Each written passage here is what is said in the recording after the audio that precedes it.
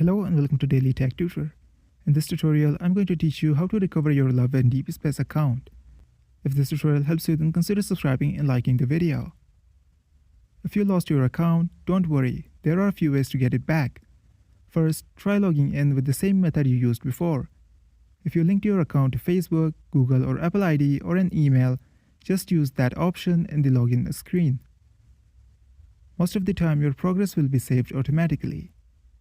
If you played as a guest and never linked your account, the chances of you recovering your account is very slim. The best option is to contact the game's customer support. You can open the game with a new account and go to the profile then settings. Tap on more and now tap on the support.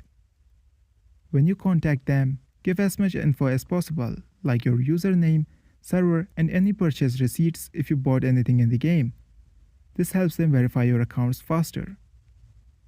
This is for today's tutorial. If this video helped you, then consider subscribing and liking the video.